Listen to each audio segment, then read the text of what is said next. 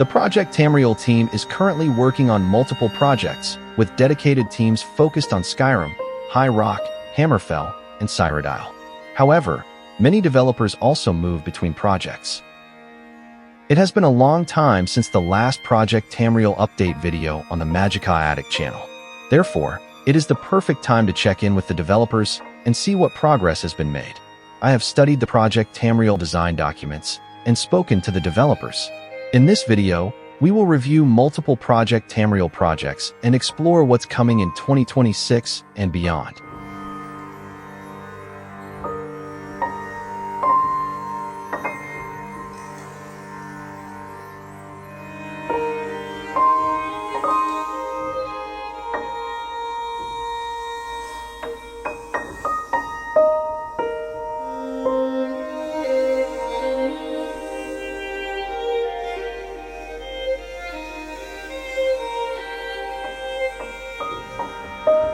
The Project Cyrodiil team released their major release called ABC Shores in December 2024.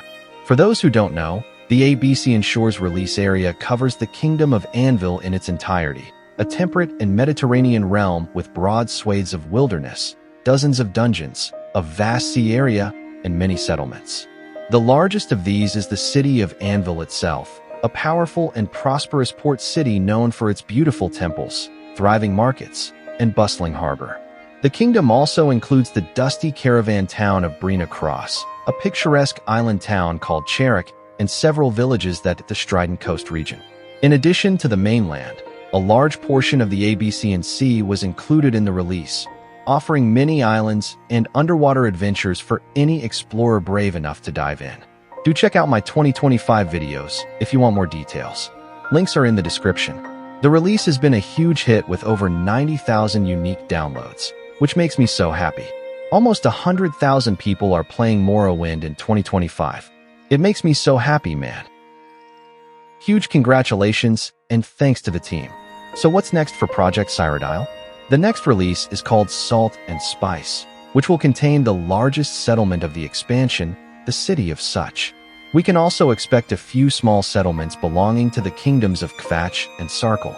As you can see, the settlements with the brown color belong to the kingdom of Such. These purple towns are part of the kingdom of Such. The village of Rakhav, in green, is part of the kingdom of Sarkle, the smallest of the Colovian kingdoms. The release will also feature some new biomes, like the Brennan Bluffs region and a large portion of the Colovian Highlands. The Brennan Bluffs are a rocky highland on the northwestern coast, stretching into Hammerfell.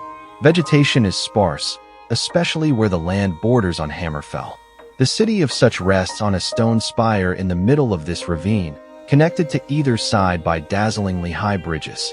On the southern border of the region lies Lake Umbranox, source of the local salt industry, some vineyards, and a handful of farms on the southern slopes.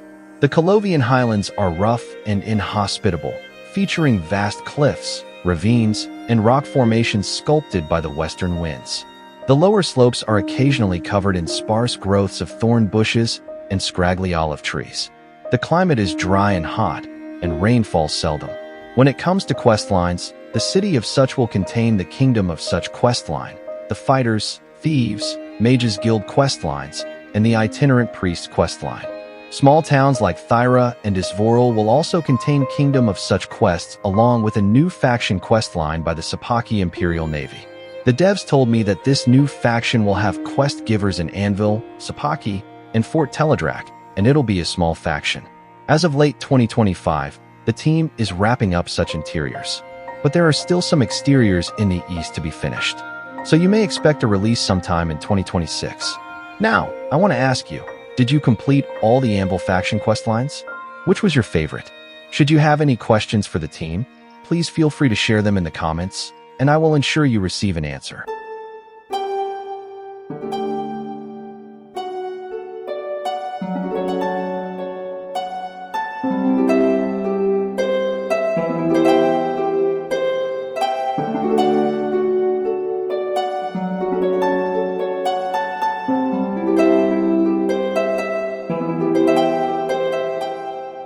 The next release of Skyrim, home of the Nords, will be known as the Markarth release, which will include the Skyrim region as seen here in this map.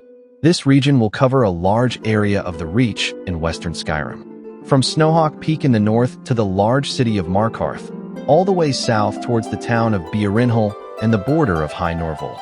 You see, the Mid-Karth region here, which is lush with green slopes on the banks of the Karth River and the Sundered Hills, where Bjornhall is located, is a jagged range of mountains.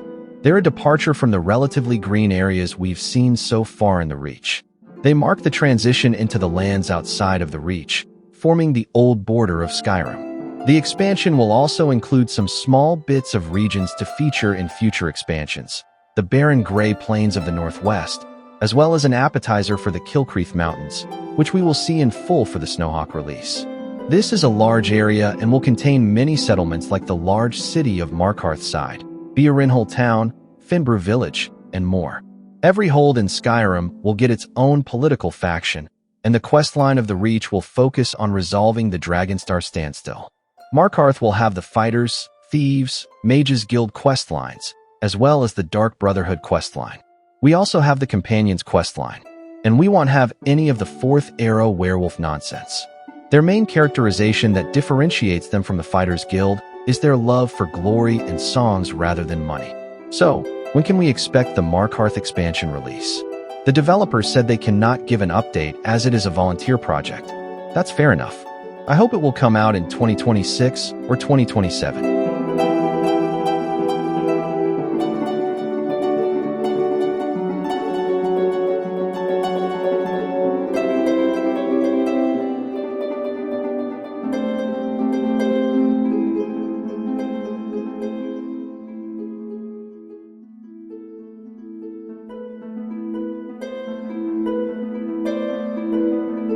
Project Hammerfell is aimed at recreating the province of Hammerfell and is part of the Project Tamriel group of projects. So what's going on in Third Era Hammerfell? If we look at the Elder Scrolls Redguard ending, we see it is extremely optimistic about the future of Hammerfell. The kingdom is restored, the forebears have joined the crowns against the Empire, and they both come together to negotiate Hammerfell voluntarily joining the Empire as respected allies, instead of exploited subjects. So, in the Third Era, Hammerfell is most often described as a republic of city-states. The ruling powers are the crowns, forebears, and lotunics, as well as a smattering of pseudo-independent religious or martial regimes that tend to be associated with one of the aforementioned three. The crowns, descendants of the old nobility and loyal to the crown, live in the Crown Realm, which comprises the principal cities of which are Haygoth, Strozmkai, and, more recently, Gilane. The forebears reign in the kingdoms of Sentinel and Tanith, the Republic of Rahad, the Barony of Verkith, and the hosts of Volanij and Toakorum. Rahad is the first expansion of Project Hammerfell that will cover the entirety of Rahad and Volanij republics, spanning across a large area, making those two states. As you can see from the map, the purple towns belong to the Republic of Rehad, with towns like Chazgada and some villages. The green ones are the Volanij host. The bluish-gray triangles are nomadic waste-dweller camps. We don't have much information on the factions yet. The Hammerfell team expects to include all of the Imperial guilds, plus the Republic of Rahad faction and a religious faction, once it is figured out. We are not sure when Hammerfell will come out.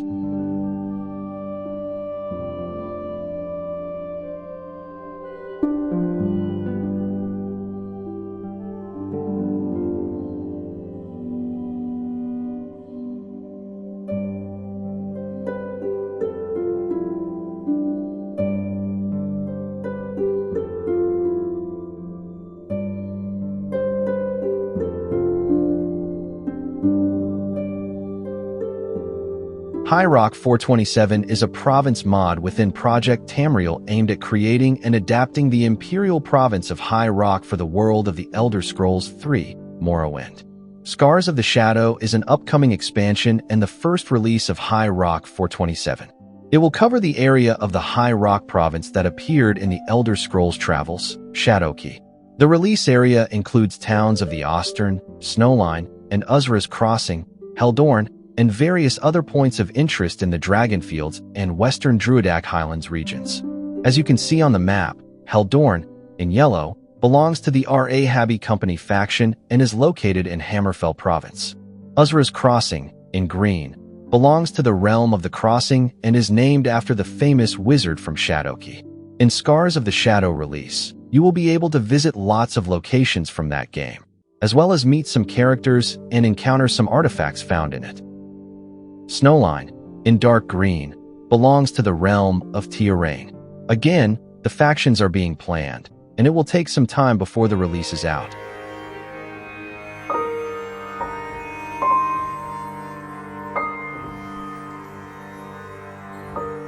Alright guys, we have come to the end of this Project Tamriel update.